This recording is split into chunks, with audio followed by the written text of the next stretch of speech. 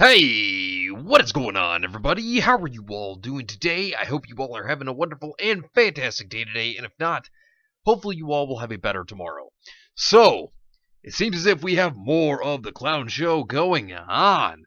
So, if anybody doesn't know who Sharon Grisby is, she is the one who is actually in charge of the Dallas Morning News, the article that actually was talking about Vic, and it was a very biased one at that, because, of course, they had to side with Monica Rial and Jamie Markey.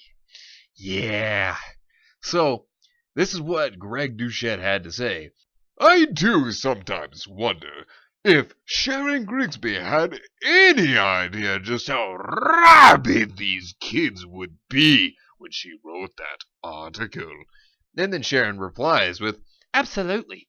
Actually, I expect it to be much worse. And yes, I will be in the courtroom for the September 6th hearing. Oh yeah, with Sharon being there, you can definitely tell there's not going to be any bias whatsoever in her article. I mean, she's totally going to just capture everything word for word and not twist anything out of context. Oh no, not at all. No. No, this article is going to be completely and totally biased. I mean, with Funimation following her, and she's got Greg Doucette, yeah, this is going to be a completely biased article. You can definitely tell. And it's obvious by the statement alone that Sharon's not going anywhere because she's going to pump out another article. Very certain of that. And you look at Greg Doucette with his, 500 tweets a day. I mean, yeah, you definitely know that he's not going anywhere, in which we're going to take a look at his tweets in just a moment because he said some things the past few days, and I want to take a look at those. But first, there's a couple of other things to take a look at. So let's go ahead and take a look at some other things that have been said recently. So ANN is up to their antics all over again. They're talking about going after people and asking them strange questions. And, of course, there is Christoph McDonald. Now, if you don't know who Christoph McDonald is, he is the very same guy who went and flagged one of Hirohei's videos about ANN.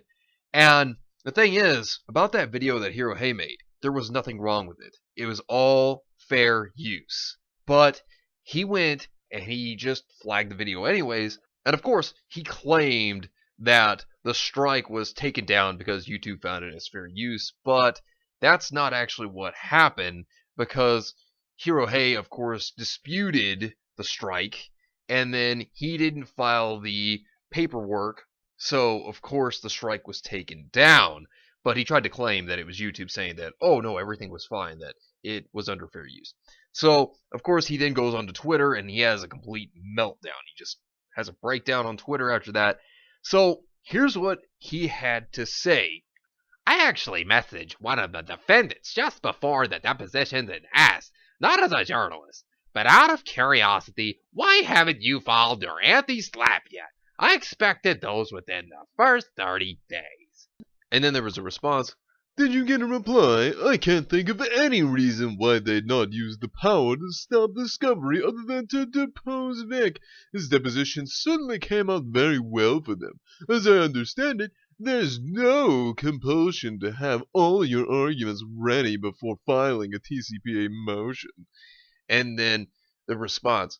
Nope, didn't expect one, but thought I'd ask for the hell of it. But the answer is obvious in retrospect. They wanted to depose the plaintiff whether the main purpose was to strengthen their TDMA or to publicly embarrass him. I don't know. They seem to have achieved both. Yeah, looking at it, I don't think Vic's deposition was embarrassing by any means. I think he did a good job. I mean, it's better than Ron Toye for certain. I mean, if you look at Soy Hayes, this was so bad. I mean, look at it. He had these weird ways he was acting, rolling his eyes, and just saying that he didn't remember to a lot of the answers. I mean, his was embarrassing. I think it's one of the worst depositions I've ever seen in my entire life. I mean, it was bad. And if anybody should be embarrassed, it should have definitely been Ron Toye on that one for certain. I mean, that was just very terrible. Just awful. That was a terrible deposition. And of course, he goes on to even say that he doesn't even remember his Twitter handle, and then he proceeds to get onto Twitter right after that and starts shouting, "Yay, we're gonna win the case!" It was so bad. Oh man, that had to be an embarrassing moment for Ron. I mean, no joke. It just had to be. So then a question was asked. What about the testimony of Stanley Charles Dolan? Which, Stan Dolan, he was the one who said that Monica, what she had to say, was wrong and inaccurate. So this is what Christoph had to say. That hasn't been submitted. AFAIK. So, if they don't submit it really soon, it's worthless in the TDMA process. Even if they do, that affidavit doesn't contradict Real's related statements and slightly corroborates a small part of them, and says he doesn't recollect the rest. And see, here's the thing. They like to throw under the rug anything that could support Vic, that could help him in the case. They just try to ignore it and say, "Oh, well, it's not important. It never mattered." No, dude, just that doesn't matter. It can't be used in the case. Actually, yeah, it's used in the case. And considering that Stan Dolan was a witness, and he was Monica Real's witness, and he said that what she said was not true, that she didn't come hysterically to the door, and that he saved her from Vic. Considering that he said that that never happened, then yeah, it's not true, and that is important and vital to the case. But they try to just act like it's not important, because anything that supports Vic, anything that defends him, they try to just say that, oh no, it's not important at all. But it is. I mean, look at Faisal Ahmed. He lied, but they just try to act like it never happened. They try to act like that was never a lie. Prime example. So anything that goes against their narrative, yeah, they just act like it never happened. They just act like it's completely non-existent. So, moving on to more things that were said. Real never said that Dolan witnessed the alleged assault, only that he witnessed the aftermath. Merely that his arrival ended it. So by Real's own account, there's nothing important for Dolan to have witnessed. I'm not a lawyer, but that doesn't seem to hurt Real's at all. IMHO. Huh.